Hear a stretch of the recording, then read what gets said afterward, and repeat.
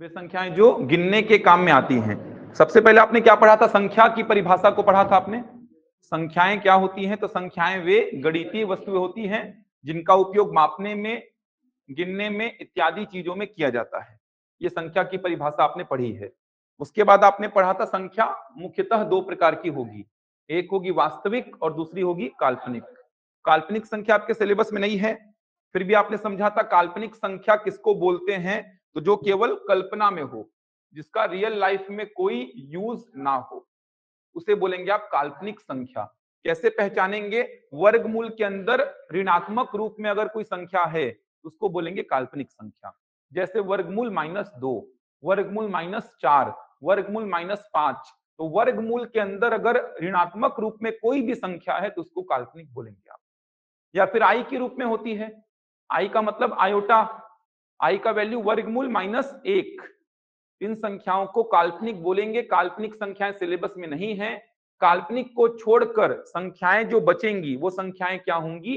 वास्तविक संख्याएं होंगी। काल्पनिक को छोड़कर जो संख्याएं बचेंगी वो संख्याएं क्या होंगी? वास्तविक संख्याएं होंगी। तो वास्तविक संख्याएं जो हैं वो मुख्यतः कितने प्रकार की होंगी? दो प्रकार की, परिमेय और अपरिमेय। परिमेय और अपरिमेय, याद है ना? तो परिमेय और अपरिमेय संख्या संयुक्त रूप से क्या कहलाएगी? वास्तविक। परिमेय संख्या तीन प्रकार की थी, प्राकृत, पूर्ण और पूर्णांक। प्राकृत संख्या दो प्रकार की, सम प्राकृत और विषम प्राकृत। और पूर्णांक संख्या तीन प्रकार की, ऋणात्मक, शून्य और धनात्मक। यहां तक बन जाएगा। इसके बाद आपने समझा प्राकृत संख्या क्या होती है। तो प्राकृत संख्या मतलब वे संख्याएं जो गिनने के काम में आती हैं। कहां से आरंभ होंगी? एक से। किसी भी वस्तु को गिनना स्टार्ट करेंगे तो एक से करेंगे आप। न्यूनतम प्राकृत संख्या होती है जबकि अधिकतम प्राकृत संख्या नहीं होती है। अधिकतम क्या है आपको पता ही नहीं है। तो न्यूनतम प्राकृत संख्या अस्तित्व में रहेगी जबकि अधिकतम प्राकृत संख्या अस्तित्व में नहीं रहेगी। दो क्रमागत प्राकृत संख्या के मध्य कोई प्राकृत संख्या होगी क्या? नहीं, क्योंकि दशमलव वाली संख्याएं प्राकृत में शामिल नहीं होती है। ये प्रश्न कराया था आपको स्टेटमेंट वाला। उसके बाद आपने समझा था पूर्ण संख्या को। प्राकृत संख्या में जीरो को मिला दोगे तो क्या बनेगी? पूर्ण संख्या। तो पूर्ण संख्या कहां से स्टार्ट होगी? जीरो से। कहां तक जाएगी? अनंत तक जाएगी। पहली पूर्ण संख्या जीरो, पहली प्राकृत संख्या एक, 10वीं पूर्ण संख्या 9 और 10वीं प्राकृत संख्या 10। याद होगा ये। उसके बाद पूर्णांक संख्या, पूर्णांक में सब कुछ आ जाएगा। ऋणात्मक पूर्णांक भी आएगा, शून्य पूर्णांक भी आएगा और धनात्मक पूर्णांक भी आएगा। मतलब ऋणात्मक संख्याएं सब आ जाएंगी, धनात्मक भी सब आ जाएंगी और शून्य भी आ जाएगा। इसके बाद आपने सम संख्याओं को पढ़ा था। प्राकृत संख्याओं में जो दो से भाग जाएगी वो क्या है? सम। और जो दो से भाग नहीं जाएगी वो विषम। तो 2, 4, 6, 8, 10 ये सब सम संख्याएं, 1, 3, 5, 7, 9 ये सब विषम संख्याएं। इसके बाद आपने परिमेय संख्या को पढ़ा। वे संख्याएं जिन्हें p बटे q के रूप में लिखा जाता है, जहां p और q क्या होती है? पूर्णांक संख्या, और q जीरो नहीं होना चाहिए। 2/3, -3/4, 1, 2, 3, 4, -1, -2, -3, -4, 0 ये सब क्या है? परिमेय संख्या। केवल आपको ध्यान रखना है p बटे q का रूप, जहां p और q क्या होना चाहिए? पूर्णांक, और q जीरो नहीं होना चाहिए। इसके बाद आपने समझा था अपरिमेय संख्या को। तो अपरिमेय संख्या मतलब वे संख्याएं जिन्हें p बटे q के रूप में निरूपित नहीं किया जा सकता। इन्हें सामान्यतः वर्गमूल के रूप में लिखा जाता है। तो आपने समझा था वर्गमूल 2, वर्गमूल 3, वर्गमूल 5, वर्गमूल 6 ये सब क्या है? अपरिमेय। वर्गमूल 4 को अपरिमेय बोलेंगे क्या? वर्गमूल 9 को अपरिमेय बोलेंगे क्या? नहीं बोलेंगे। पाई क्या है? अपरिमेय। जबकि 22/7 क्या है? परिमेय। यहां तक पढ़ा दिया। दो संख्याएं इंपॉर्टेंट हैं और इन पे प्रश्न आज ही देखेंगे। एक साइड लिखिए अभाज्य संख्या। अभाज्य संख्या इसको बोलते हैं प्राइम नंबर, बहुत इंपॉर्टेंट है। और दूसरे साइड लिखिए भाज्य संख्या, इसको बोलते हैं कंपोजिट नंबर। तो अभाज्य संख्या मतलब प्राइम नंबर और भाज्य संख्या मतलब कंपोजिट नंबर। अभाज्य संख्या तो बहुत जगह पर आपको मिलने वाला है मैथ्स में। इसके अलावा रीजनिंग जब पढ़ेंगे आप, रीजनिंग तो रीजनिंग में भी अभाज्य संख्या बहुत जगह मिलेगा। सादृश्यता पढ़ेंगे आप, वर्गीकरण पढ़ेंगे आप, लुप्त पद पढ़ेंगे, श्रेणी पढ़ेंगे, वहां पे लॉजिक ढूंढने में अभाज्य संख्या के लॉजिक बहुत यूज होते हैं।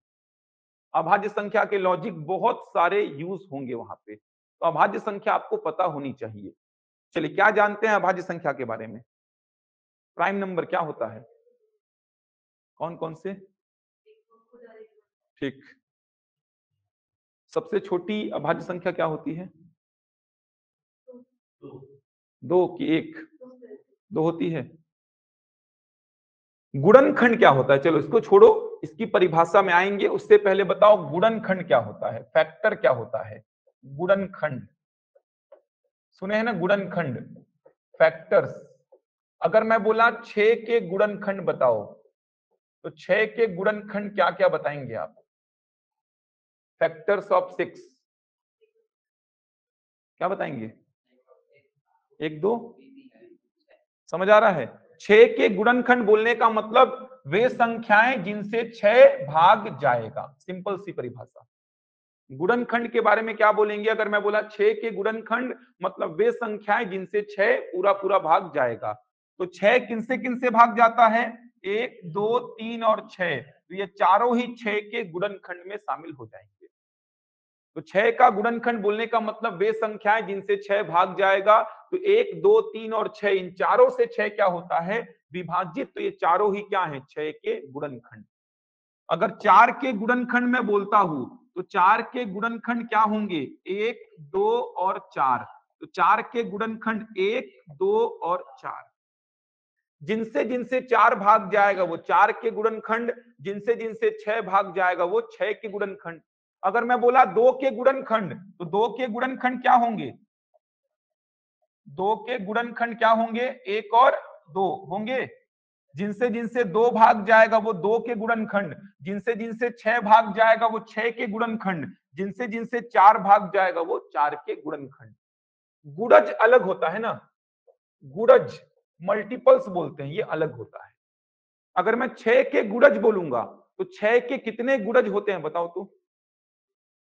6 के गुणज कितने होते हैं? कितने होते हैं? कितने होंगे बताइए? 6 के गुणज कितने होते हैं? मल्टीपल्स ऑफ 6 बताइए। अनंत होते हैं, अनंत। समझ आ रहा है? गुणज अनंत होते हैं। किसी भी संख्या के गुणज कितने होंगे? अनंत। 6 के गुणज बोलने का मतलब क्या हुआ? ये देखो, 6 के गुणज, 6 के गुणज मतलब 6 का जो टेबल पढ़े हैं बचपन में, मल्टीपल्स ऑफ 6, 6 12 18 24 30 36 42 चलते रहेगा ना, कभी खत्म होगा क्या? नहीं होगा। 60 के बाद 66 भी तो आएगा, 66 के बाद 72 भी तो आएगा, 78 आएगा, 84 आएगा, चलते रहेगा। तो किसी भी संख्या के गुणज कितने होते हैं? अनंत होते हैं, अनंत। किसी भी संख्या के गुणज अनंत होते हैं। तो 6 के गुणज बोलने का मतलब ये हो जाएगा, 6 का गुणज। गुणनखंड बोलने का मतलब जिनसे जिनसे 6 भाग जाएगा। तो 6 के गुणनखंड कितने हैं? 4। 4 के गुणनखंड कितने हैं? 3। 2 के गुणनखंड कितने हैं? 2। तो गुणनखंड को समझना है आपको। तो 6 के गुणनखंड बोला मतलब 1 2 3 और 6। 4 के गुणनखंड बोला मतलब 1 और 2 और 4। 2 के गुणनखंड 1 और 2। ठीक। चलो अब परिभाषा लिखो अभाज्य संख्या की। ध्यान रहेगा गुणनखंड और गुणज क्या होता है। तो गुणनखंड और गुणज ध्यान रखिएगा इसको। चलो अभाज्य संख्या लिखो। अभाज्य संख्या वे प्राकृत संख्याएं, वे प्राकृत संख्याएं, वे प्राकृत संख्याएं जिनके केवल 2 ही गुणनखंड होते हैं, जिनके केवल 2 ही गुणनखंड होते हैं, जिनके केवल 2 ही गुणनखंड होते हैं, वे प्राकृत संख्याएं जिनके केवल 2 ही गुणनखंड होते हैं, केवल 2। एक गुणनखंड वह संख्या स्वयं होती है, एक गुणनखंड वह संख्या स्वयं होती है, एक गुणनखंड वह संख्या स्वयं होती है, और दूसरा गुणनखंड 1 होता है। एक गुणनखंड वह संख्या स्वयं होती है और दूसरा गुणनखंड 1 होता है। वे प्राकृत संख्याएं जिनके केवल 2 ही गुणनखंड होते हैं। एक गुणनखंड वह संख्या स्वयं होती है और दूसरा गुणनखंड 1 होता है। और दूसरा गुणनखंड 1 होता है। ध्यान से समझेंगे, इसको नोट कर लीजिए। स्टैंडर्ड परिभाषा है जो कि स्टैंडर्ड बुक्स में आपको मिलेंगी।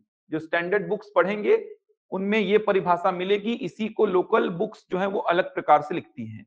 तो पहले इसको समझिए। वे प्राकृत संख्याएं जिनके केवल 2 ही गुणनखंड होंगे। तो प्राकृत संख्याओं का मतलब आपको पता है 1 2 3 4 5 6 ये सब हो जाएंगी प्राकृत संख्याएं। अब वे प्राकृत संख्याएं जिनके केवल 2 ही गुणनखंड, केवल 2, ना 2 से कम ना 2 से ज्यादा। एग्जाम्पल देखिए, पहली प्राकृत संख्या क्या है? 1। इसका गुणनखंड क्या होगा? 1 ही तो होगा। 1 का गुणनखंड केवल 1 ही तो होगा ना। इसीलिए एक अभाज्य संख्या नहीं है, क्योंकि बोला है केवल 2, ना 2 से कम ना 2 से ज्यादा। तो 1 को अभाज्य संख्या में शामिल नहीं करने का तर्क यही दिया जाता है कि 1 का केवल 1 ही गुणनखंड है। इसके बाद आते हैं 2 में। तो 2 का कै ठो गुणनखंड है? 2 ठो। अभी बताया था गुणनखंड क्या होता है, वह संख्या स्वयं और 1, इसीलिए 2 क्या है? अभाज्य संख्या। 3 की बात करूंगा तो 3 का 2 ठो गुणनखंड है, 3 और 1, इसीलिए 3 भी क्या है? अभाज्य। 4 अभाज्य होगा क्या? 4 का कै ठो गुणनखंड है? 3 ठो, इसीलिए 4 अभाज्य संख्या नहीं है। 3 के बाद कौन होगा? 5, 5 के बाद 7, 7 के बाद 11, 11 के बाद 13, 13 के बाद 17, 19, 23, ये सब क्या है? अभाज्य संख्या, जिनके केवल 2 ही गुणनखंड, ना 2 से कम ना 2 से ज्यादा। 4 की बात करूंगा तो 4 का 3 ठो गुणनखंड है। 6 की बात करूंगा तो 6 का 4 ठो गुणनखंड है। 8 की बात करूंगा तो 8 का भी तो गुणनखंड 1 है, 2 है, 4 है, 8 है। केवल 2 ही गुणनखंड। एक गुणनखंड वह संख्या स्वयं, वह संख्या स्वयं बोलने का मतलब ये देखिए, वह संख्या स्वयं और दूसरा गुणनखंड 1, वह संख्या स्वयं और दूसरा गुणनखंड 1। तो 5 में भी तो 2 ही गुणनखंड होंगे, 7 में भी 2 ही गुणनखंड, 11 में भी 2 ही गुणनखंड। तो ये संख्याएं क्या कहलाएंगी? अभाज्य। तो वे प्राकृत संख्याएं जिनके केवल 2 गुणनखंड, ना 2 से कम ना 2 से ज्यादा। अब केवल 2 ही गुणनखंड है तो ऑब्वियस सी बात है एक गुणनखंड क्या होगा? वह संख्या स्वयं और दूसरा कौन होगा? एक। अगर 2 ही गुणनखंड है तो उसमें एक तो वह संख्या स्वयं होगी ही और दूसरा गुणनखंड कौन होगा? एक होगा। समझ आ रहा है? अब इसी को लोकल बुक्स में किस प्रकार से लिखा जाता है समझिए। इसी परिभाषा को लोकल बुक्स में किस प्रकार से लिखते हैं? वे लिखते हैं एक से बड़ी ऐसी प्राकृत संख्या, एक से बड़ी ऐसी प्राकृत संख्या जिसका, या ऐसा लिखिए, एक से बड़ी ऐसी प्राकृत संख्याएं जो केवल स्वयं से, जो केवल स्वयं से तथा एक से भाग जाती हैं, एक से भाग जाती हैं, इसके अलावा किसी और से भाग नहीं जाती है। इसके अलावा किसी और से भाग, किसी और से भाग नहीं जाती हैं। इसके अलावा किसी और से भाग नहीं जाती है। इसी परिभाषा को लिख रहा हूं मैं। केवल 2 गुणनखंड होने का मतलब क्या? केवल 2 संख्याओं से भाग जाएगा। केवल 2 गुणनखंड होने का मतलब केवल 2 संख्याओं से भाग जाएगा। और वो 2 संख्याएं कौन कौन सी होंगी? स्वयं से जाएगा और एक से। गुणनखंड का मतलब समझाया। 2 का गुणनखंड मतलब 2 जिनसे जिनसे भाग जाएगा। 3 का गुणनखंड मतलब 3 जिनसे जिनसे भाग जाएगा। अब मैं अभाज्य संख्या की परिभाषा क्या बोला? वे प्राकृत संख्याएं जिनके केवल 2 ही गुणनखंड होते हैं। अब मैं क्या बोला? यहां पे एक से बड़ी ऐसी प्राकृत संख्याएं जो केवल स्वयं से और एक से भाग जाती हैं, इसके अलावा किसी और से भाग नहीं जाती। बचपन से आप ऐसी परिभाषा पढ़े होंगे, जो खुद से डिवाइड हो जाए और एक से, वही क्या है? अभाज्य। तो केवल 2 गुणनखंड होने का मतलब भी तो यही हुआ कि 2 संख्याओं से भाग जाए। और वे 2 संख्याएं कौन कौन सी? खुद से और एक से। वे दो संख्याएं कौन कौन सी? खुद से और एक से। समझ पा रहे हैं बात को? तो इसी परिभाषा को ऐसे लिख दिया। आप देखो, एक से बड़ी तो एक को छोड़ दो, दो दो केवल खुद से भाग जाएगा और एक से, इसके अलावा किसी और से नहीं जाएगा। तीन केवल खुद से भाग जाएगा और एक से, इसके अलावा किसी और से नहीं जाएगा। चार खुद से और एक से जाने के साथ साथ दो से भी जा रहा है, इसीलिए चार अभाज्य नहीं है। पांच केवल खुद से जाएगा और एक से, सात केवल खुद से जाएगा और एक से, 11, 13, 17, 19 ये संख्याएं केवल और केवल खुद से और एक से विभाजित होंगी, इसके अलावा किसी और से नहीं होंगी। इसी परिभाषा को बुक्स में ऐसा भी लिखता है, दोनों का मतलब एक ही है। समझ आ रहा है? और आसान करना है परिभाषा को तो सबसे आसान परिभाषा इसकी क्या बना सकते हैं, ध्यान से समझिए। देखिए, स्वयं से तो सब भाग जाते हैं और एक से भी सब भाग जाते हैं। स्वयं से तो सब जाएंगे ना, और एक से भी सभी भाग जाते हैं। तो स्वयं और एक को छोड़ो, सबसे आसान परिभाषा, एक से बड़ी ऐसी प्राकृत संख्याएं, एक से बड़ी ऐसी प्राकृत संख्याएं जो किसी से भाग ना जाए, जो किसी से भाग ना जाए, जो किसी से भाग ना जाए। अभाज्य का मतलब ही क्या हुआ? जो किसी से भाग ना जाए। अभाज्य जो किसी से भाज्य ना हो। स्वयं से तो सब होते हैं, एक से भी सब जाते हैं, तो स्वयं और एक को छोड़ो, एक से बड़ी ऐसी प्राकृत संख्याएं जो किसी से भाग ना जाएं। दो किसी से भाग जाएगा क्या? नहीं। तीन किसी से भाग जाएगा क्या? नहीं। 5, 7, 11, 13, 17, 19, 23 ये संख्याएं किसी से भाग नहीं जाएंगी, इसीलिए क्या कहलाएंगी? अभाज्य। तीनों परिभाषा एक ही है, लिखने का तरीका अलग अलग हो गया। स्टैंडर्ड बुक्स पढ़ेंगे तो आपको ऐसी परिभाषा मिलेगी। आपको वे प्राकृत संख्याएं जिनके केवल दो ही गुणनखंड होंगे, केवल दो। एक गुणनखंड वह संख्या स्वयं और दूसरा गुणनखंड एक। इसी को आपने लिख दिया दूसरे तरीके से कि एक से बड़ी ऐसी प्राकृत संख्याएं जो केवल खुद से और एक से भाग जाए, इसके अलावा किसी और से भाग नहीं जाए। क्यों? क्योंकि केवल दो गुणनखंड होने का मतलब केवल दो संख्याओं से भाग जाएगी, स्वयं से और एक से। अब इसी को आपने इस प्रकार से लिख दिया कि स्वयं से तो सब जाते हैं, एक से भी सब जाते हैं, एक से बड़ी ऐसी प्राकृत संख्याएं जो किसी से भाग न जाए, वो क्या है? अभाज्य। बन जाएगा? तीनों परिभाषाएं एक ही हैं, तीनों में लिखने का तरीका अलग अलग है, लेकिन तीनों का मायने एक ही है। बन जाएगा? चलो, कुछ इंपॉर्टेंट तथ्य लिखिए अभाज्य संख्या के नीचे। चाहे तो ये परिभाषा को नोट कर सकते हैं आप, सबसे आसान तो ये है, इसको याद रखिए बस, जो किसी से भाग न जाए वो अभाज्य। कुछ इंपॉर्टेंट तथ्य लिखेंगे। पहला तथ्य लिखिए, सबसे छोटी या पहली अभाज्य संख्या 2 है। सबसे छोटी या पहली अभाज्य संख्या 2 है। सबसे छोटी या पहली, सबसे छोटी या पहली अभाज्य संख्या 2 है। सबसे छोटी या फिर पहली अभाज्य संख्या 2 है। सबसे छोटी या पहली अभाज्य संख्या 2 है। देख पा रहे हैं? इंपॉर्टेंट तथ्य है। जैसे आपको मैं बोला प्रथम 5 अभाज्य संख्याओं का योग बताओ कितना होता है। अब आपको पता ही नहीं है कि पहली अभाज्य संख्या क्या होती है। अगर आप एक को उठा लिए तो आपके हिसाब से प्रथम 5 अभाज्य संख्याएं ये हो गई, जो कि गलत है। इनका योग निकाल देंगे आप, जो कि गलत है। प्रथम 5 अभाज्य संख्याएं क्या होंगी? 2, 3, 5, 7, 11 ये होंगी प्रथम 5 अभाज्य संख्याएं। तो पहली अभाज्य संख्या या सबसे छोटी अभाज्य संख्या 2 होगी, ध्यान रखिएगा। अगला तथ्य लिखिए, 1 से 100 तक, 1 से 100 तक बताओ कितनी अभाज्य संख्या होंगी? 1 से 100 तक कितना? Very good. 1 से 100 तक कुल 25 अभाज्य संख्याएं होती हैं। 1 से 100 तक कुल 25 अभाज्य संख्याएं होती हैं। 1 से 100 तक कुल 25 अभाज्य संख्याएं होती हैं। काउंट करने बैठेंगे तो बहुत समय लग जाएगा और कोई अभाज्य संख्या छूट भी सकती है। तो याद रखेंगे, व्यापम में तो ये सीधे सीधे पूछता है। पीएससी 2013-14 में ऐसे प्रश्न पूछ चुका है, 13, 14, 15, 16 तक ऐसे प्रश्न पूछा है। फिलहाल पीएससी में ऐसे प्रश्न नहीं पूछे जा रहे हैं, लेकिन इंपॉर्टेंट है तथ्य, याद रखेंगे। तीसरा लिखिए 1 से 50 तक, 1 से 50 तक कुल 15 अभाज्य संख्याएं होती हैं। 1 से 50 तक कुल 15 अभाज्य संख्याएं होती हैं।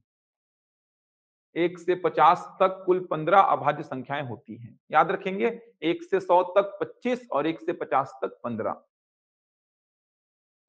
एक और इंपॉर्टेंट तथ्य है, इकलौती सम संख्या जो अभाज्य है वो कौन है? 2। इकलौती सम संख्या जो अभाज्य है, ये खास बात है, थोड़ा नोटिस करेंगे तो आपको समझ में आएगा। इकलौती सम संख्या जो अभाज्य है वो कौन है? 2।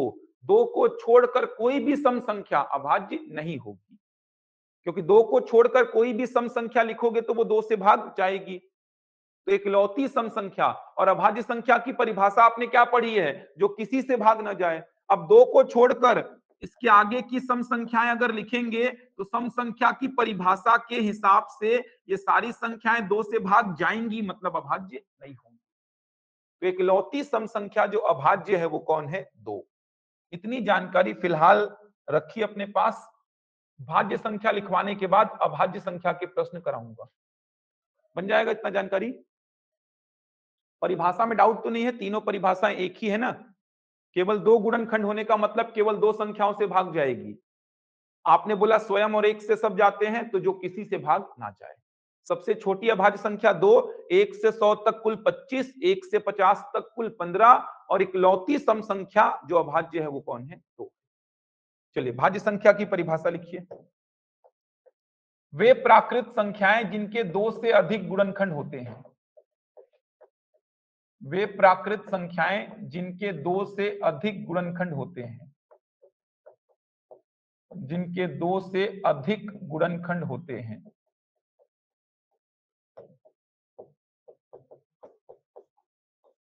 वे प्राकृत संख्याएं जिनके 2 से अधिक गुणनखंड होते हैं, जिनके 2 से अधिक गुणनखंड होते हैं। समझ आ रहा है? जिनके केवल 2 गुणनखंड वो अभाज्य, जिनके 2 से अधिक गुणनखंड वो क्या होंगे? भाज्य। तो सबसे छोटी भाज्य संख्या में कौन आएगी? 4। 4 के कितने गुणनखंड हैं? ये देखिए 4 के कितने गुणनखंड हैं? 3। 4 के बाद 6, 6 के बाद 8, 9, 10, 12, 14, ये सब क्या है? भाज्य संख्याएं। अभाज्य को छोड़ दे तो बची क्या? भाज्य। जिनके 2 से अधिक गुणनखंड होंगे, तो 2 से अधिक गुणनखंड की बात कर रहा है, तो 2 से अधिक गुणनखंड 4 का होगा, 6 का होगा, 8 का, 9 का, 10 का, 12 का, 14 का, ये सारी संख्याएं अभाज्य को छोड़ दीजिए तो बची संख्याएं क्या कहलाएंगी? भाज्य। समझ पा रहे हैं? जिनके केवल 2 गुणनखंड वो अभाज्य, जिनके 2 से अधिक गुणनखंड वो भाज्य। लोकल जो बुक्स है उसमें क्या लिखा होता है? 1 से बड़ी ऐसी प्राकृत संख्या जो खुद से और 1 से भाग जाने के साथ साथ अन्य संख्याओं से भी भाग जाए। समझ आ रहा है? जो केवल खुद से और 1 से जाएगी वो कौन है? अभाज्य। जो खुद से और 1 से जाने के साथ साथ अन्य संख्याओं से भी भाग जाएगी वो क्या है? भाज्य। सबसे आसान परिभाषा आपको इस पूरे लेक्चर का जो सार निकालना है वो क्या है? जो किसी से भाग न जाए वो क्या है? अभाज्य। जो किसी से भी भाग चली जाए वो क्या है? भाज्य। सबसे आसान। 1 से बड़ी वे प्राकृत संख्याएं जो किसी से भाग न जाएं, नाम के अनुरूप काम है इसका। जो किसी से भाग न जाए, जो किसी से भी भाग चली जाए। अब देखो कितना आसान हो गया। 1 को छोड़ो, 1 ना तो अभाज्य है ना ही भाज्य। 1 को छोड़ो। 1 से बड़ी संख्या 2, 2 किसी से भाग जाएगी क्या? नहीं जाएगी। स्वयं और 1 को छोड़ो आप, स्वयं और 1 से तो सब जाते हैं। 2 किसी से भाग जाएगी क्या? नहीं, अभाज्य है। 3 किसी से भाग जाएगी क्या? नहीं, अभाज्य। 4 2 से जाएगा, भाज्य। 5 किसी से नहीं जाएगा, अभाज्य। 6 2 से जाएगा, भाज्य। 7 किसी से नहीं जाएगा, अभाज्य। 8 2 से जाएगा, 9 3 से जाएगा, 10 2 से जाएगा, 11 किसी से नहीं जाएगा। तो बहुत आसान हो गया। जो किसी से नहीं जाएगा वो अभाज्य, जो किसी से भी चला जाएगा वो भाज्य। किसी से भी चला जाएगा। तो सबसे आसान परिभाषा है कि वे प्राकृत संख्याएं 1 से बड़ी वे प्राकृत संख्याएं जो किसी से भी भाग चली जाए, जो किसी से भी भाग चली जाए, जो किसी से भी भाग चली जाए। एक से बड़ी वे प्राकृत संख्याएं जो किसी से भी भाग चली जाएं, उनको बोलेंगे आप भाज्य संख्या। समझ आ रहा है? तो बहुत आसान हो गई परिभाषा, नाम के अनुरूप ध्यान रखिए। स्टैंडर्ड डेफिनेशन तो ये है, जिनके केवल 2 गुणनखंड, जिनके 2 से अधिक गुणनखंड। स्टैंडर्ड डेफिनेशन तो ये है, फिर भी आप ध्यान रखिए कि वे प्राकृत संख्याएं एक से बड़ी वे प्राकृत संख्याएं जो किसी से भाग नहीं जाएगी वो अभाज्य, जो किसी से भी भाग चली जाएगी वो भाज्य बन जाएगा। कुछ तथ्य लिखिए नीचे में। सबसे छोटी या पहली भाज्य संख्या 4 है। सबसे छोटी या पहली भाज्य संख्या 4 है। सबसे छोटी या पहली भाज्य संख्या 4 है। सबसे छोटी या पहली भाज्य संख्या 4 है। चलो आप लोग बताओ, 1 से 100 तक कुल कितनी भाज्य संख्याएं होंगी? 75, 74 होंगी। 1 से 100 तक कुल 74 अभाज्य संख्याएं होंगी। लिखिए 1 से 100 तक कुल 74 अभाज्य संख्याएं होंगी। समझ आ रहा है क्यों होंगी? 1 से 100 तक 25 क्या है? अभाज्य, इनको निकाल दो। और एक ना तो अभाज्य ना ही भाज्य, 26 को हटा दो तो बचा कितना? 74। समझ आ रहा है ना 74 क्यों हो रहा है? तो 1 से 100 तक कुल 74 अभाज्य संख्याएं होती है, सॉरी भाज्य संख्याएं। 1 से 100 तक कुल 74 भाज्य संख्याएं होंगी। 74 समझ आ रहा है ना कहां से आया? 25 तो अभाज्य हो गया, वो तो हट जाएगा पूरा। और एक ना तो अभाज्य ना ही भाज्य, 26 हटा तो बचा कितना? 74। तीसरा लिखिए, बताइए आप लोग 1 से 50 तक कितनी होंगी? 1 से 50 तक कितनी भाज्य संख्याएं होंगी? 34। 1 से 50 तक कुल 34 भाज्य संख्याएं होंगी। 1 से 50 तक कुल 34 भाज्य संख्याएं होंगी। समझ आ रहा है 34 क्यों? 15 क्या है? अभाज्य, वो हट गया। और एक ना तो अभाज्य ना ही भाज्य, 16 हट गया तो बचा कितना? 34। अगला पॉइंट लिखिए, 2 को छोड़कर सभी सम संख्याएं भाज्य हैं। 2 को छोड़कर सभी सम संख्याएं भाज्य हैं। 2 को छोड़कर सभी सम संख्याएं भाज्य हैं। 2 को छोड़कर सभी सम संख्याएं भाज्य हैं। बन जाएगा। इकलौती सम संख्या जो अभाज्य है वो कौन है? 2। इसको छोड़कर जितनी भी सम संख्याएं आएंगी वो सब की सब क्या होंगी? भाज्य। याद रहेगा तथ्य, 1 से 100 तक कुल 25 अभाज्य और 74 भाज्य। 1 से 50 तक कुल 15 अभाज्य और 34 भाज्य। इकलौती सम संख्या जो अभाज्य है वो 2, और 2 को छोड़कर सारी सम संख्याएं क्या होंगी? भाज्य। सबसे छोटी अभाज्य संख्या 2, सबसे छोटी भाज्य संख्या 4, जिसके केवल 2 ही गुणनखंड होंगे वो अभाज्य, जिसके 2 से अधिक गुणनखंड होंगे वो भाज्य। जो केवल खुद से और एक से डिवाइड होगी वो अभाज्य, जो खुद से और एक से डिवाइड होने के साथ साथ अन्य संख्याओं से भी डिवाइड होगी वो भाज्य। जो किसी से भाग नहीं जाएगी अभाज्य, जो किसी से भी भाग जाएगी वो भाज्य। बन जाएगा। चलिए एक बार देख लीजिए आप लोग जो लिखे हैं, कुछ डाउट है तो पूछिए, इसके प्रश्न कराऊंगा फिर। कुछ डाउट है जितना लिखे हैं उसमें तो पूछिए, इसके प्रश्न कराऊंगा। प्रश्न कैसे बनेंगे देखते हैं फिर। हो गया?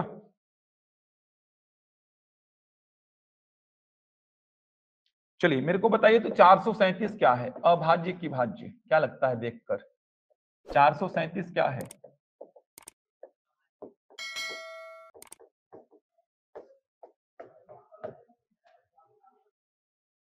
क्या लगता है? क्या है? भाज्य। किससे भाग जा रही है? कैसे जाएगा? 7 से भाग भाग दो तो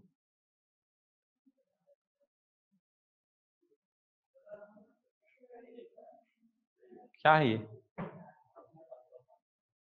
किसी से भाग जा रही है क्या? 2 से जा रही है क्या? 3 से, 5 से, 7 से नहीं जा रही है ना? क्या लगता है देखकर? 437 क्या है? अभाज्य की भाज्य? जल्दी बताओ। 19 से जा रहा है ये भाग। ये देखो 19 दूनी 38, 19 तिया कितना 57। इसका मतलब क्या है? ये भाज्य।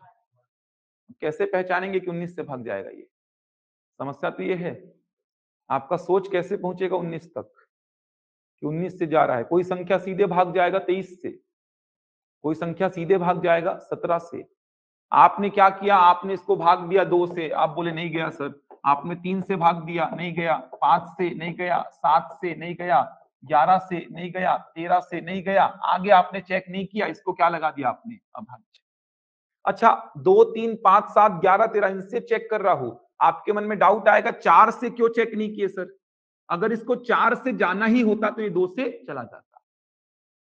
समझ आ रहा है? अगर कोई संख्या 4 से भाग जाएगी तो 4 के सारे गुणनखंडों से भी जाएगी। 4 से भाग देने की आवश्यकता नहीं है मेरे को। 4 से जाना होगा तो 2 से चला जाएगा वो, इसीलिए 4 से भाग देके कभी देखोगे ही नहीं आप। 6 से भाग जाना होगा तो 2 और 3 दोनों से चला जाएगा वो। 8 से भाग जाना होगा तो 2 से पहले ही जा चुका होगा। 9 से जाना होगा तो पहले ही 3 से जा चुका होगा। 10 से जाना होगा तो पहले ही 2 और 5 से जा चुका होगा। इसीलिए इन संख्याओं से कभी भाग देके नहीं देखते आप। बचपन से जो भाग देके देखते हैं वो 2, 3, 5, 7, 11, 13 इन्हीं से भाग देते हो ना। 4, 6, 8, 9, 10 इनसे भाग क्यों नहीं देते हो? क्योंकि 4 से अगर कोई संख्या भाग जा रही है तो 4 के जितने भी गुणनखंड हैं उन सब से भाग जाएगी। तो अगर कोई संख्या 4 से भाग जा रही है तो वो 1 और 2 से जाएगी ही। अगर कोई संख्या 6 से भाग जा रही है तो 6 के जितने भी गुणनखंड हैं उनसे भाग जाएगी। इसका मतलब अगर कोई संख्या 6 से जा रही है तो वो 1, 2 और 3 से जाएगी। तो इन संख्याओं से भाग दे के देखना है। 4, 6, 8, 9, 10 ये यूज नहीं होते हैं। 4 से जाना होगा इसको तो पहले ही 2 से चल देगा, और 2 से चल दिया मतलब क्या है? भाज्य। 6 से जाना होगा तो पहले ही 2 और 3 से चल देगा। 8 से जाना होगा तो पहले ही 2 से चल देगा। 9 से जाना होगा तो पहले ही 3 से चल देगा। 10 से जाना होगा तो पहले ही 2 और 5 से चल देगा। 10 तक पहुंच ही नहीं पाओगे आप। तो इन्हीं संख्याओं से भाग देना है आपको, पहली बात तो। अब आप कैसे पहुंचोगे 19 तक? मेरा सोच 19 तक कैसे जाएगा? कैसे अंदाजा लगाऊंगा 19 से भाग जा रहा है? मैं 13 तक चेक किया, 2 से भाग नहीं गया, 3, 5, 7, 11, 13 इनसे भाग नहीं गया। इसको मैं क्या टिक कर दिया? अभाज्य। लेकिन आगे बढ़ के देखा मैं तो ये किससे भाग जा रहा है? 19 से। तो कैसे मेरा सोच जाएगा 19 तक? कोई संख्या सीधे भाग जाएगी 23 से, कोई संख्या सीधे भाग जाएगी 29 से, कोई संख्या सीधे भाग जाएगी 17 से। तो मेरी सोच कैसे पहुंचेगी 19 तक, 17 तक, 23 तक? उसके लिए मेरे पास एक नियम होना चाहिए, एक रूल होना चाहिए जो लिमिट को बताएगा कि यहां तक भाग देकर देखना है। लिमिट यहां तक भाग देकर देखना है। जाना होगा तो चला जाएगा, नहीं जाना होगा तो फिर ये जाएगा ही नहीं। समझ आ रहा है? एक लिमिट मेरे को पता होनी चाहिए कि यहां तक भाग देकर देखना है मेरे को। जाना होगा तो इनमें से किसी से चला जाएगा, नहीं जाना होगा तो फिर ये जाएगा ही नहीं। तो वो नियम क्या है? उस नियम को पढ़ने के लिए आपको पहले तो वर्ग याद होने चाहिए। तो ये 25 तक के वर्ग कम से कम आपको याद होने चाहिए। लिखिए फटाफट। याद है 25 तक के वर्ग? कहां तक याद है भाई? 10 तक। 10 तक तो याद होगा। 9 का वर्ग क्या होता है? 10 तक का वर्ग तो याद ही होगा, इसमें तो कोई डाउट नहीं होना चाहिए। 10 तक का वर्ग तो याद होगा। इनका यूज अभी होगा, इनका यूज अभी होगा, तभी आप बता पाएंगे कोई संख्या अभाज्य है कि भाज्य है। 11 का वर्ग कितना होता है? 121। 12 का वर्ग, 13 का वर्ग, 14 का वर्ग 196, 15 का वर्ग, 16 का वर्ग, 17 का, 18 का वर्ग 324, 19 का वर्ग, 20 का वर्ग, 21 का 441, 22 का 484, 23 का वर्ग 529, 24 का वर्ग और 25 का वर्ग 625। कम से कम 25 तक के वर्ग याद रखो। इसके आगे के याद है तो बहुत अच्छी बात है, कम से कम 25 तक का याद रखो। जिनको याद नहीं है लिख लीजिए, जिनको भी लिखना है लिख सकते हैं। वो नियम क्या है, उस नियम को कैसे अप्लाई करेंगे, वो सारी बातें देखेंगे अभी। यहां तक नोट करिए, बताऊंगा आसानी से बता पाएंगे कोई संख्या अभाज्य है कि भाज्य। पहले यहां तक नोट कर लीजिए आप।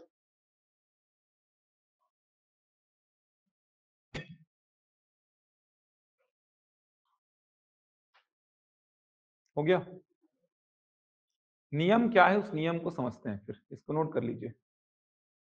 पूर्ण वर्ग का नाम सुने हैं? पूर्ण वर्ग, परफेक्ट स्क्वायर सुने हैं? पूर्ण वर्ग किसको बोलते हैं? पूर्ण वर्ग, परफेक्ट स्क्वायर।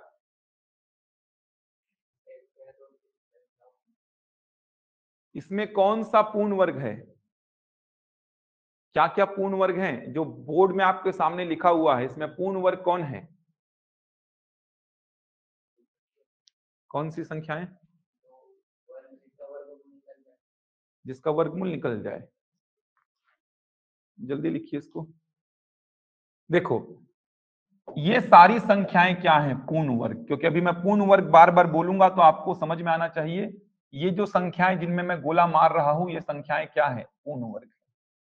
पूर्ण वर्ग एक सिंपल सी परिभाषा, अभी वर्गमूल छोड़ो, अभी तो वर्गमूल अपन ने पढ़ा नहीं है। अभी सिंपल सी परिभाषा बोल रहा हूं मैं। जिस भी संख्या को किसी प्राकृत संख्या के वर्ग के रूप में आप लिख पाओगे, वो संख्या क्या कहलाएगी? पूर्ण वर्ग। जिस भी संख्या को किसी प्राकृत संख्या के वर्ग के रूप में आप लिख पाओगे, वो संख्या क्या कहलाएगी? पूर्ण वर्ग। जैसे 4 को मैं 2 का वर्ग लिख सकता हूं, इसीलिए 4 क्या है? पूर्ण वर्ग। समझ आ रहा है? किसी भी संख्या को अगर मैं किसी प्राकृत संख्या के वर्ग के रूप में लिख पाऊंगा, मतलब वो संख्या क्या होगी? पूर्ण वर्ग। 144 पूर्ण वर्ग है क्या? है, क्योंकि इसको मैं 12 का वर्ग लिख सकता हूं। 576 पूर्ण वर्ग है क्या? है, क्योंकि इसको मैं 24 का वर्ग लिख सकता हूं। 625 पूर्ण वर्ग है, क्योंकि इसको मैं 25 का वर्ग लिख सकता हूं। तो जिनमें गोला मारा हूं, ये सारी संख्याएं क्या है? पूर्ण वर्ग। ये एक से मतलब प्रथम 25 पूर्ण वर्ग लिखे हुए हैं। प्रथम 25 पूर्ण वर्ग। पहला पूर्ण वर्ग क्या होता है? 1। दूसरा पूर्ण वर्ग 4, 9, 16, 25, 36, 49, 64, 81, 100। शुरू के 10 पूर्ण वर्ग। ये अगले 10 पूर्ण वर्ग और ये अगले 5 पूर्ण वर्ग। तो शुरू के 25 पूर्ण वर्ग हैं। आगे जाके पढ़ेंगे वर्गमूल में। फिलहाल समझिए, किसी भी संख्या को अगर मैं किसी प्राकृत संख्या के वर्ग के रूप में लिख पाऊंगा, मतलब वो संख्या क्या कहलाएगी? पूर्ण वर्ग कहलाएगी। किसी भी संख्या को अगर मैं किसी प्राकृत संख्या के वर्ग के रूप में लिख पाऊंगा, मतलब वो संख्या क्या कहलाएगी? पूर्ण वर्ग। समझ पा रहे हो बात को? चलो अब नियम को समझो। समझना नियम क्या है। जैसे मान लो एक छोटा सा एग्जांपल ले रहा हूं मैं। 143 अभाज्य है कि भाज्य, ये मेरे को चेक करना है। 11 से डिवाइड होता है ये, फिर भी मैं आपको नियम समझाने के लिए 143 को लिया हूं। 143 अभाज्य है कि भाज्य, ये चेक करना है। तो सबसे पहला नियम में क्या बोलता है? 143 के जस्ट आगे वाला, तुरंत आगे वाला पूर्ण वर्ग। 143 के तुरंत आगे मतलब अधिक। 143 के जस्ट आगे वाला पूर्ण वर्ग देख लेना क्या होता है। तो 143 के जस्ट आगे वाला पूर्ण वर्ग क्या होता है? 144 होगा। 143 के जस्ट आगे वाला पूर्ण वर्ग क्या है? 144। आगे मतलब जस्ट अधिक। तो 143 से जस्ट बड़ा पूर्ण वर्ग क्या है? 144। 144 किसका वर्ग होता है? 12 का। 12 को पकड़ लो आप। समझ आया 12 को कैसे पकड़ा हूं? 143 के जस्ट आगे वाला पूर्ण वर्ग 144। 144 किसका वर्ग होता है? 12 का। तो 12 को पकड़ लेना। पकड़ लिया 12 को। अब 12 से छोटी सभी अभाज्य संख्याओं को लिखना। 12 से छोटी सभी अभाज्य संख्याओं को लिखना। तो 12 से छोटी अभाज्य संख्याएं क्या हैं? 2, 3, 5, 7, 11। आपको केवल इन्हीं से भाग देना है। जाना होगा तो इनमें से किसी से चला जाएगा, अगर नहीं गया तो फिर आगे भी नहीं जाएगा। टेंशन नहीं लेना है आपको। लिमिट पता चल रही है आपको कि लिमिट क्या है, कहां तक भाग देकर मेरे को देखना है। समझ आ रहा है? तो क्या है नियम, जिस संख्या को चेक करना होगा उसके जस्ट आगे वाला पूर्ण वर्ग सोचना अपने मन में। तो 143 के जस्ट आगे वाला पूर्ण वर्ग 144। 144 किसका वर्ग होता है, 12 का। तो 12 को पकड़ लेना, 12 से छोटी सभी अभाज्य संख्याओं को लिखना, इन्हीं से भाग देना है। जाना होगा तो इनमें से चला जाएगा, किसी से नहीं जाना होगा तो फिर ये किसी से नहीं जाएगा।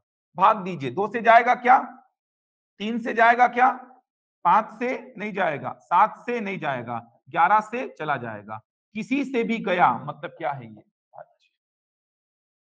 अगर 11 से भी नहीं जाता तो आगे का टेंशन आपको नहीं लेना था, आगे भी नहीं जाएगा, गारंटी है। समझ आ रहा है। 2 से भाग तो दे पाएंगे, आगे जाके विभाजिता के नियम बताऊंगा 20 तक के। पिछले 2 साल में पीएससी के बहुत सारे प्रश्न बने हैं विभाजिता के नियम से, 20 तक पूरे नियम पढ़ाऊंगा आपको।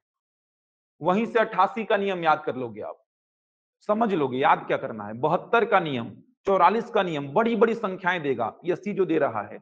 तो 1 से 20 तक विभाजिता के नियम पूरे बताऊंगा आपको मैं। संख्या को देख के बता दोगे 11 से भाग जाएगा कि नहीं, 12 से जाएगा कि नहीं, 2 से जाएगा कि नहीं, 5 से जाएगा कि नहीं, 7 से जाएगा कि नहीं। तो 1 से 20 तक के पूरे नियम आगे चल के आपको पढ़ाऊंगा मैं। फिलहाल 2 से भाग देके देख लीजिए, भाग देना तो आपको आता है। 2 से भाग जाएगा क्या, नहीं। 3 से, 3 चौको 12, 2 और 3 नहीं जा रहा है, 5 से नहीं जा रहा है, 7 से नहीं जा रहा है, 11 एक कम 11, 11 तिया 33, 11 से जा रहा है। किसी से भी गया मतलब क्या है, भाज्य है। समझ पा रहे हैं। तो 143 को चेक करना था, उसके जस्ट आगे वाला क्या है, 144। 144 किसका वर्ग है, 12 का।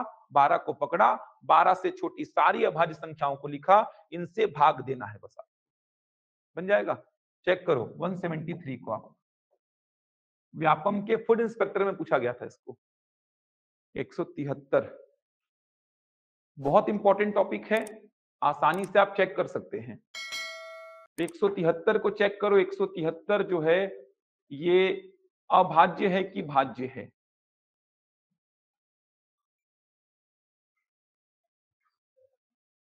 अभाज्य होगा। 173 के जस्ट आगे वाला पूर्ण वर्ग कौन सा है, 196 है ना।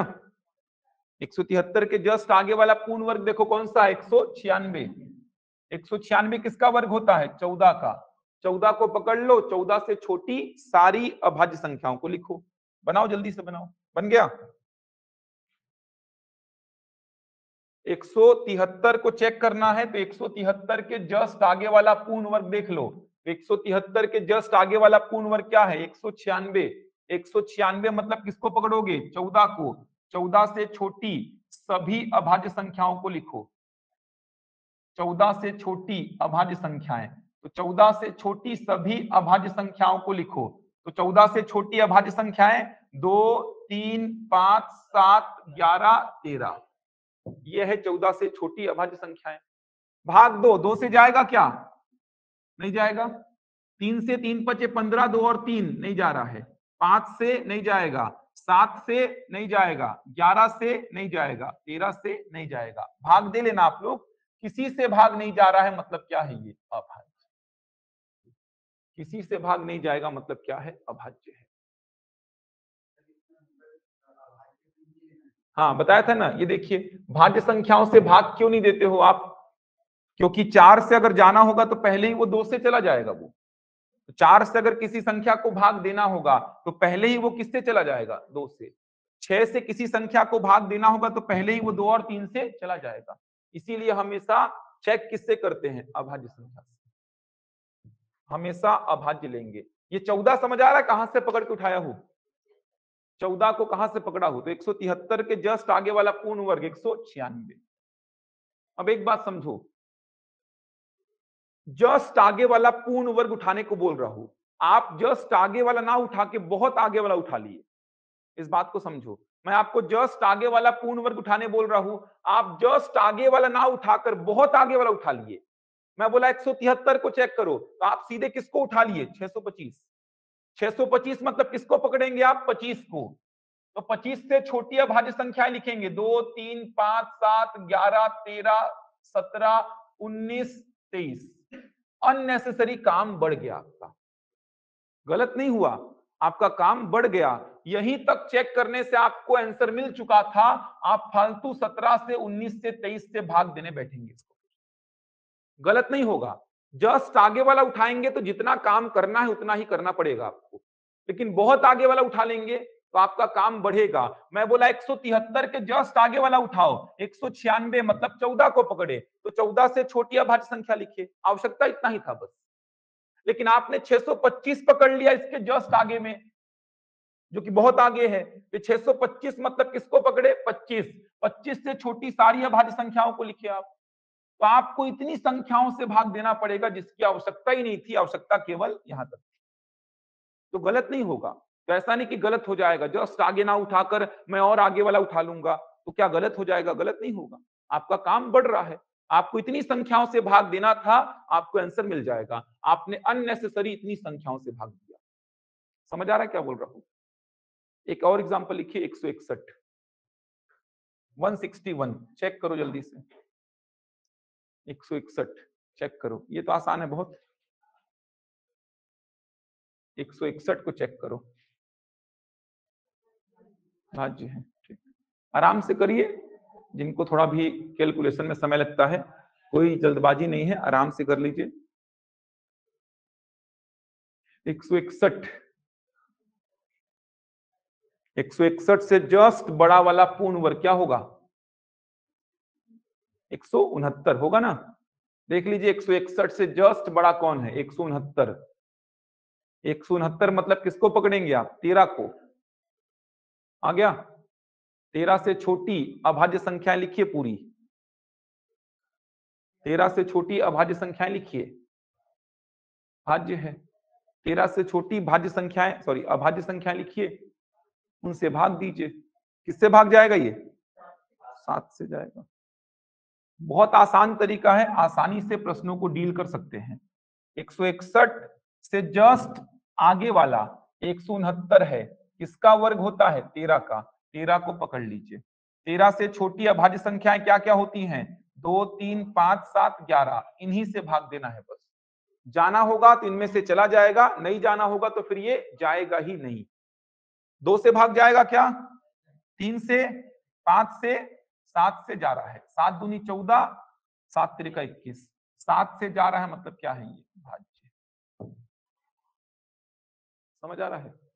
आसान नियम है और बहुत काम का है। जैसे किसी प्रश्न में आप फंस गए, आपको समझ में नहीं आ रहा है कि ये संख्या भाग जाएगी कि नहीं जाएगी, तो ये नियम बता देगा वो जाएगी कि नहीं जाएगी, और जाएगी तो किससे जाएगी वो भी बता देगा। जैसे 437 वाला एग्जाम्पल जो मैं आपको लिया था, तो 437 से जस्ट बड़ा पूर्ण वर्ग क्या है? 441। 437 से जस्ट बड़ा क्या है? ये देखो 441 मतलब क्या पकड़ूंगा मैं? 21। क्या पकड़ूंगा मैं? 21 को पकड़ूंगा। 21 को पकड़ लिया। 21 से छोटी सारी अभाज्य संख्याओं को लिखूंगा। 21 से छोटी जब सारी अभाज्य संख्याओं को लिखूंगा तो इसमें 19 शामिल हो गया।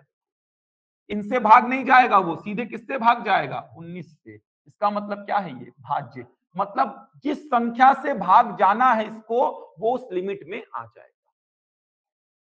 समझ आ रहा है? वो उस लिमिट में आ जाएगा। अभी आपको समय लग रहा है भाग देने में, क्योंकि 2, 3, 5, 7, 11, 13, 17 इनसे भाग देने में समय लग रहा है। आपको विभाज्यता के नियम पढ़ाऊंगा 1 से 20 तक के, देखोगे 2 से नहीं जा रहा है, 3 से नहीं जा रहा है, देख के बता दोगे इनसे नहीं जा रहा है। विभाज्यता के नियम पढ़ने पड़ेंगे, उसके लिए पढ़ाऊंगा वो आगे चल के। बन जाएगा? यहां तक पहचान पाएंगे अभाज्य और भाज्य को? बहुत बड़ी संख्या नहीं देगा, ऐसा नहीं पूछेगा कि 1213 बताओ अभाज्य है कि भाज्य, इतनी बड़ी संख्या आपको नहीं देगा। 3 अंकों की कोई संख्या ही जनरली आपसे पूछेगा, जिसको आसानी से बता सकते हैं। इतनी बड़ी संख्या आपसे नहीं पूछेगा वो। बन जाएगा? जस्ट आगे वाला पूर्ण वर्ग देखो, किसका वर्ग है उसको पकड़ लो, उससे छोटी सारी अभाज्य संख्याओं को लिखो, उन्हीं से भाग देना है बस। चलिए कल देखेंगे इसका आगे। यहां तक पढ़ के आइए, कल देखते हैं फिर।